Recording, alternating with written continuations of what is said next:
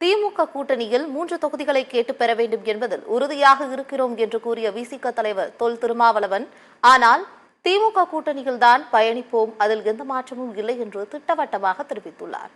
சென்னை சேத்துப்பட்டில் விசிக மாவட்ட அலுவலகத்தை திறந்து வைத்த பின்னர் செய்தியாளர்களிடம் பேசிய திருமாவளவன், திமுக கூட்டணி கட்சிகளுக்கு அதிமுக அழைப்பு விடுவது உள்நோக்கம் கொண்டது என்றும், அதிமுக முதலில் அவர்களது கூட்டணி கட்சிகளை ஒருங்கிணைக்கட்டும் எனவும் தெரிவித்துள்ளார்.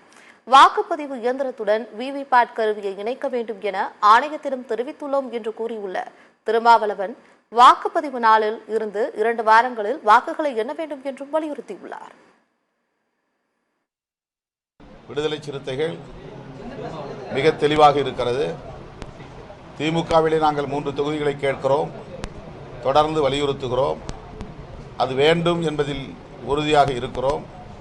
ஆனாலும் திமுக கூட்டணியில், இந்தியா கூட்டணியில் பயணிப்போம் என்பதுதான் உண்மை.